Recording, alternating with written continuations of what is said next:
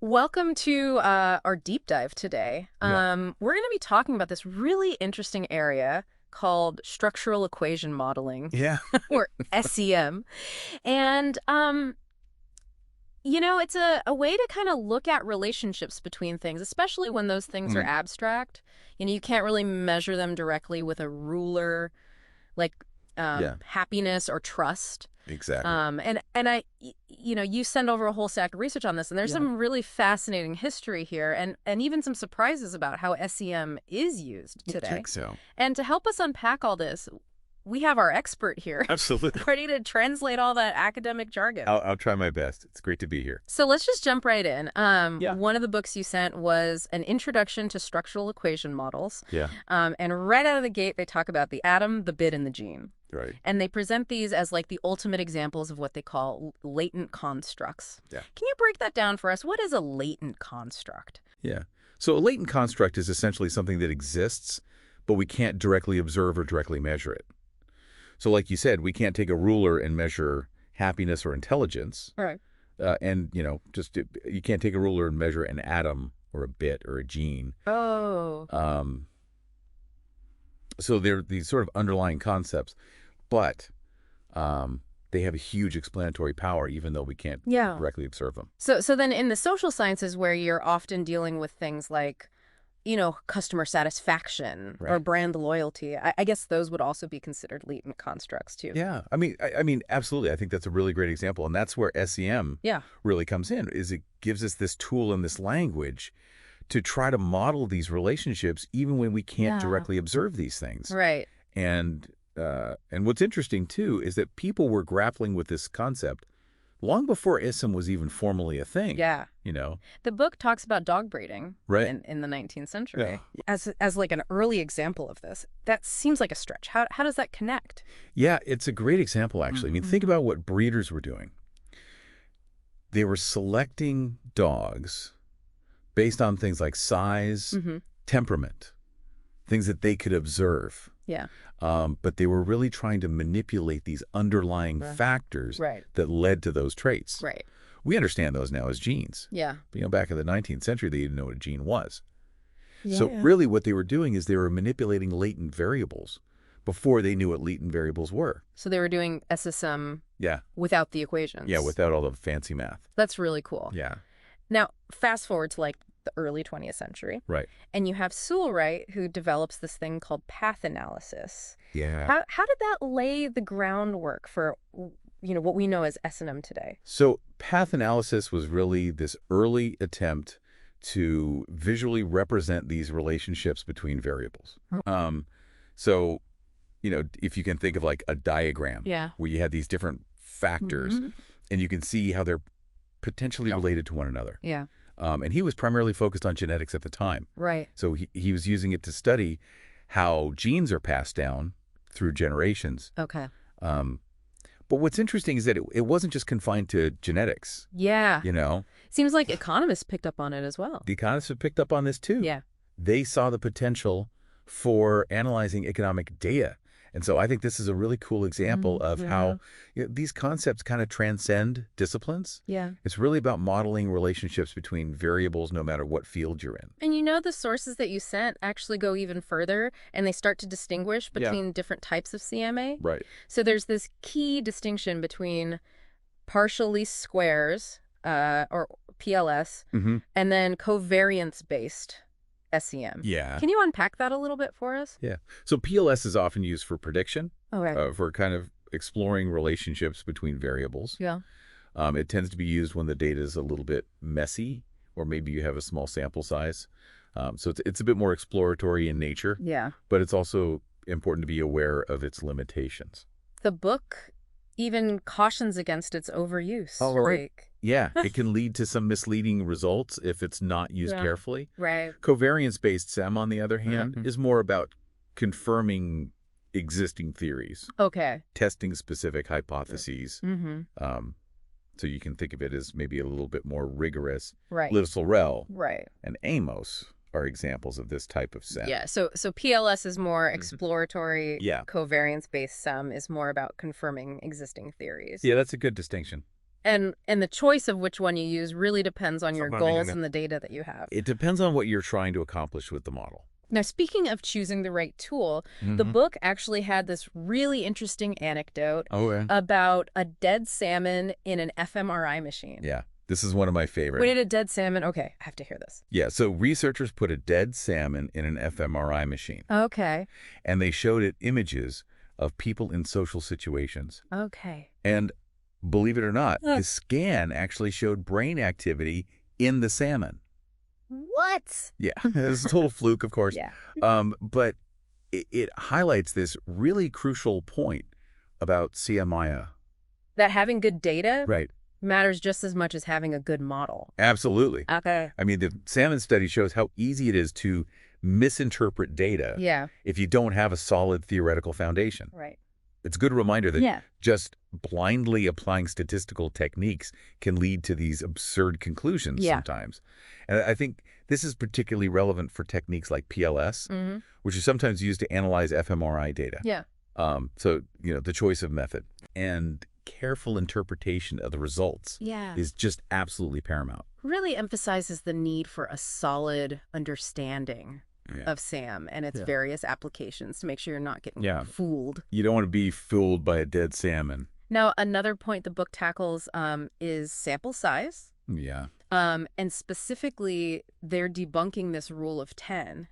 Right. That you need 10 observations per variable for SAM. Yeah, I think a lot of people use that as a guideline. And that's the problem. They're saying that the rule of 10 is actually this dangerous shortcut. Yeah. It can be really misleading, especially when you're working with data that's not continuous. So, things like Likert scale data, which is those 5-point scales you see on surveys all the time.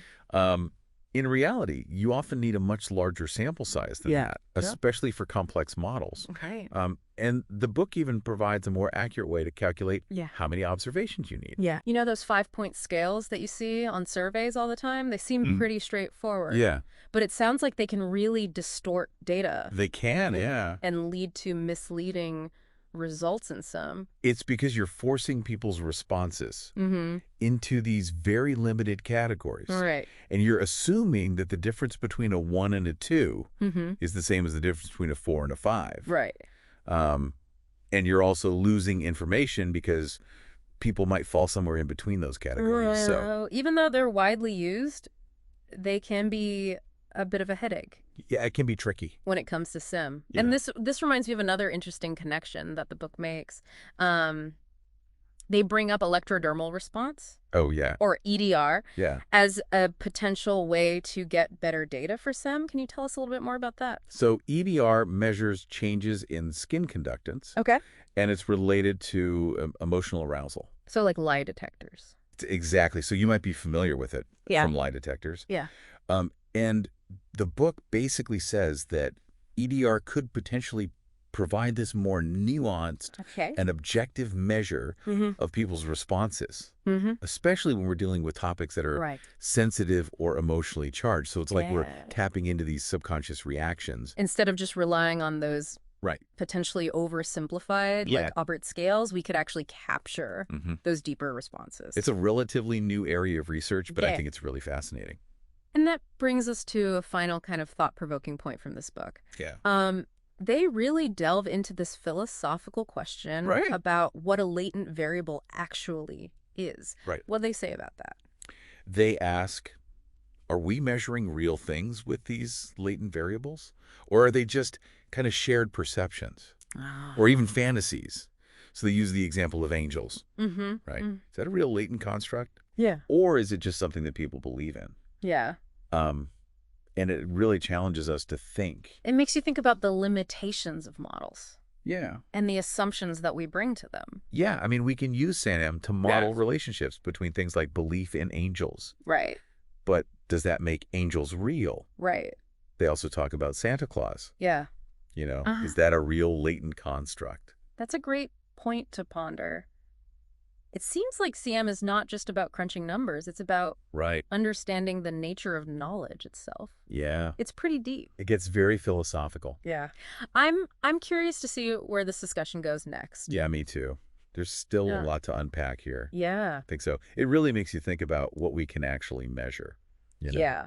And this book doesn't shy away from some of the heavier statistical stuff either. Yeah. Like it really gets into these systems of regression equations. Right. And I'll be honest, that's where I started to get a little lost. Yeah, regression equations can definitely be a little intimidating. Yeah. Can you give us just like a simplified explanation of what those are all about? Yeah, so at a basic level, systems of regression equations are about modeling these more complex relationships between multiple variables Okay. at the same time. So if you think back to path analysis, which we talked about earlier, Right. it's kind of like taking that concept Yeah. and amplifying it, Okay, right? yeah. Instead of just looking at individual paths between variables, we're looking at how all these variables interact as a system. So it's like a whole web of interconnected Exactly. relationships. It's a web.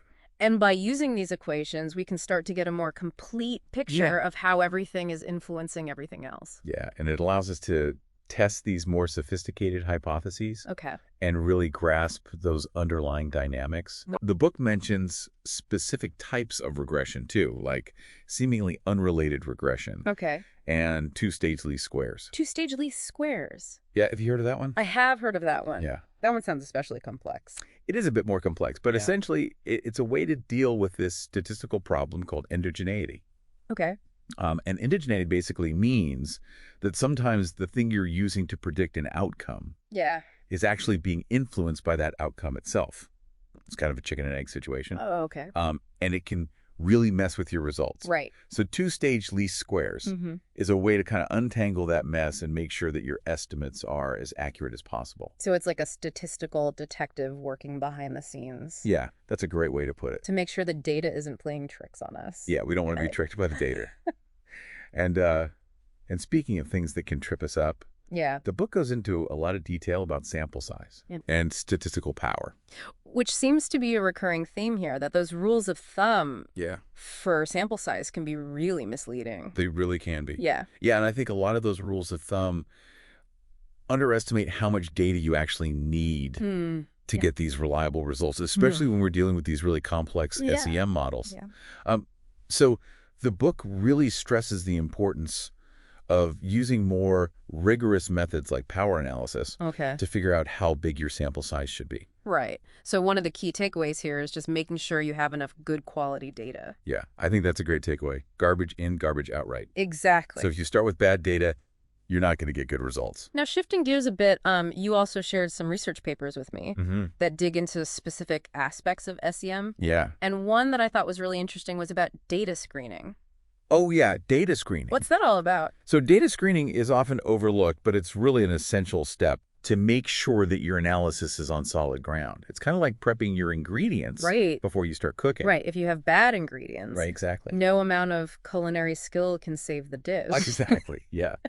So data screening helps you identify any problems with the data before you get too far. So things like missing values, outliers, or data that doesn't follow a normal distribution, Right. those can really mess with your results. The paper actually outlines a whole checklist of things to watch out for. Yeah. And it can feel a little overwhelming. It can be a lot. Like, how do I even begin to look at all this stuff? Yeah, but the key is to be systematic and thorough. So the paper covers everything from looking at basic descriptive statistics to these more complex issues like multicollinearity. Multicollinearity. Yeah, so that's when your predictor variables are too closely related to each other. And that can be a problem because it makes it hard to tease out Exactly. the unique effect It becomes hard to tell what's causing what. of each variable. Right. Right. So, yeah, data screening can help you spot these potential problems early on. So it's a mix of detective work and then, I guess, data manipulation. Yeah. To try to get the best possible data set. Yeah, you're trying to make sure you have the best data you can before you start building your model. Yeah. It's a foundation. And speaking of foundations, another paper that you sent really resonated with me. And I know a lot of our listeners work with survey data. And this was the paper about survey and questionnaire data. Oh, yeah, it's a good one. Surveys are just so common in social science research. So it's really important to understand how to use them effectively with a CRO. And this one really goes deep into the world of Likert scales again. Yeah. And we talked about them before, but it seems like there's even more to unpack there. There is, yeah. Yeah. So the paper really gets into the weeds of how Likert scales while they're really convenient. Yeah. Can be a little bit tricky when it comes to SM. Right. And as we mentioned before, forcing people's responses into those limited categories can lead to information loss. Right.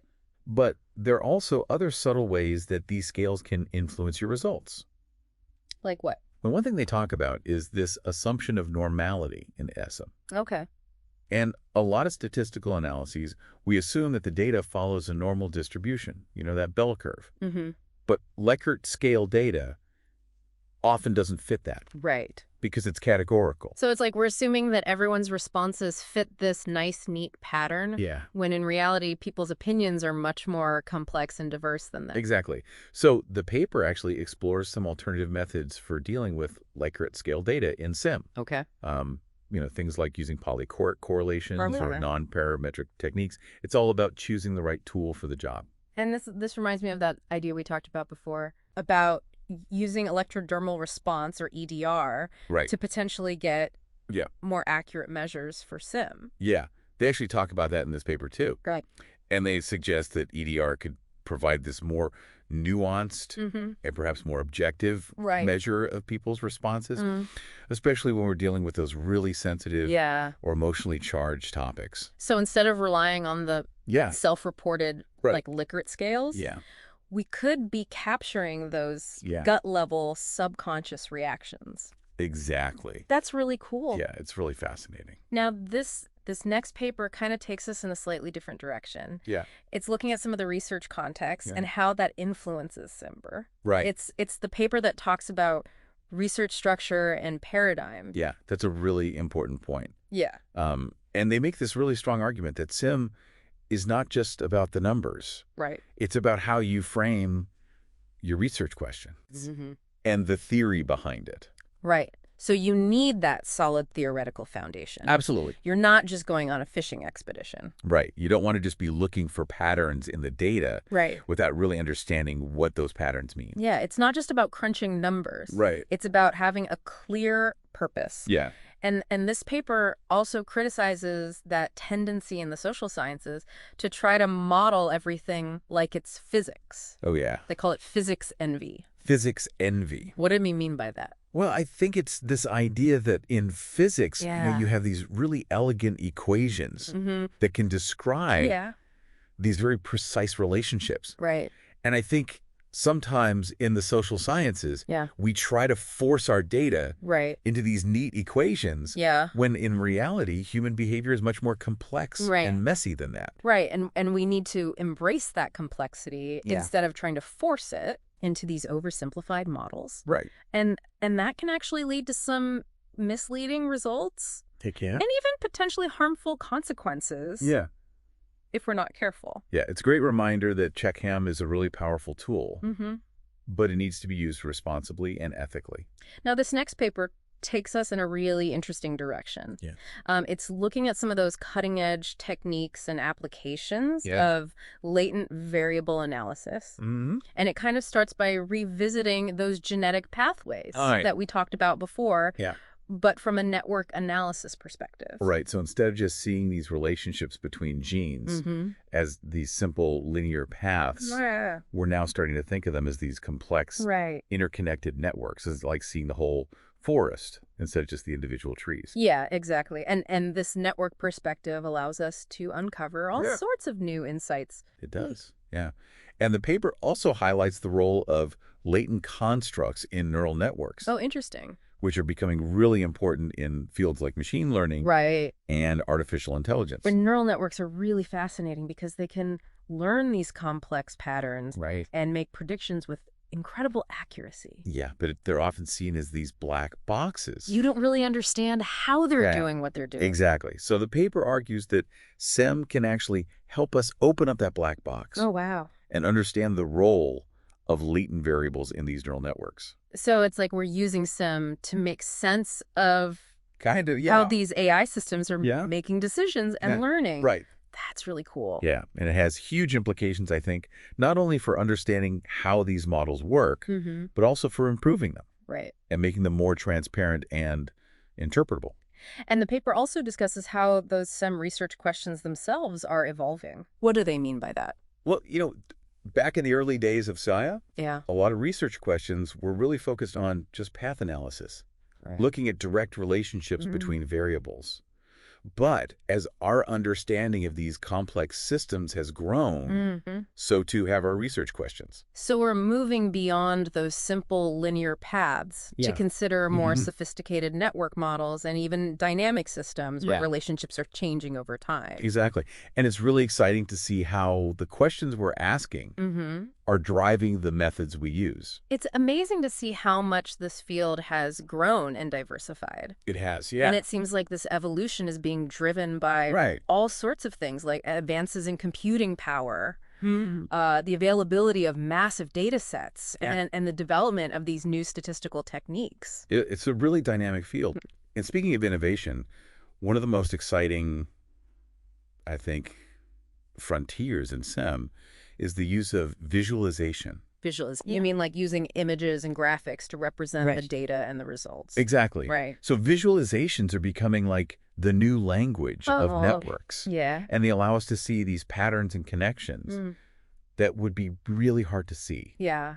Just by looking at numbers. I mean, a picture can be worth 1,000 data points. Literally. Yeah. And the paper mentions some specific visualization tools. Yeah, like heat maps and dendrograms and network graphs. And these tools allow us to represent these complex data in a way that's really intuitive and engaging and even aesthetically pleasing. So it's not just about making things look pretty. It's about making complex information more accessible. Yeah, it's about transforming that data into knowledge and understanding. Right. And they make the point that visualization should really be integrated. Yeah, I think that's an important point. Throughout that entire research process. Right. So it's not just an afterthought. It's a fundamental part of how we approach SEM. Exactly. And it helps us guide our thinking, communicate our findings more effectively, and even spark new questions and explorations. It's really about using our visual system to make sense of these complex relationships. It's like we're using visual thinking to unlock those hidden patterns that shape our world. Wow, we've really covered some ground today. We have, yeah. From, those historical roots of SEM all the way to these cutting-edge frontiers of latent variable analysis. Right. We even touched upon some philosophical questions we did. along the way. A little bit existential there at the end. Yeah. But that's what makes this field so fascinating. And one thing that really strikes me is that SEM is not just a statistical technique. It's a way of thinking. A way of thinking about the world. Yeah, it gives you a new lens. It's like a new lens for viewing reality. And what's really exciting is that this way of thinking is not limited to one specific field. Right, it has applications. Right. We see it in genetics, economics, psychology, neuroscience. But it's also a tool that needs to be used responsibly. Right? Like, we need to be aware of its limitations. Yeah. I mean, we can't oversimplify these complex issues. Right. And we always need to ground our analysis in good theory. So as we wrap up this deep dive, let's bring it back to you, our listener. Yeah. Why should you care about SEM and latent variable analysis? Well, I think it's a really powerful tool for understanding the world around you. Yeah. Gives you this framework for thinking about cause and effect, identifying patterns, making sense of complex relationships. I mean, it's almost like a superpower. It's like you can see those invisible forces that are shaping everything. Yeah, and it can be applied in so many different ways. Yeah. So if you're a researcher, SEM can help you design better studies. Right. Analyze your data. Draw more meaningful conclusions. Yeah. If you're in business, SEM can help you understand customer motivations, predict market trends. It can even help you make more strategic decisions. And even if you're just a curious person, S can help you make sense of the news, understand complex social dynamics. Yeah. It's really about becoming a more informed, critical, and perceptive thinker. I like that. Yeah. SM is not just for academics. Yeah. It's for anyone who wants to understand the world better. Now, as we close out this episode, yeah, we want to leave you with one final thought-provoking question. Okay, get me. We've talked about how SM can be used to model relationships Yeah. between variables. Mm-hmm. But what if we could take it a step further? Okay. What if we could use SM to model relationships between models themselves? Models of models. Yeah. I like it. We're surrounded by models. Right. Mental models, Yeah. mathematical models, computational models, Yeah. all these frameworks Right. that we use Mm-hmm. to try to make sense of the world. Right. So imagine if we could use SM to study how these models Wow. interact with each other, Yeah. how they influence each other, Right. how they evolve over time.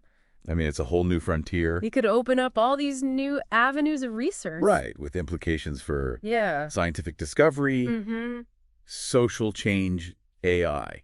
It's a really fascinating challenge Yeah. and a fitting note to end on. Yeah. We hope this deep dive has given you a new appreciation Yeah. for the power and potential of structural equation modeling. Absolutely. And who knows, maybe you'll be the one to pioneer Right. those next breakthroughs Mhm. in this ever-evolving field. Yeah. Yeah.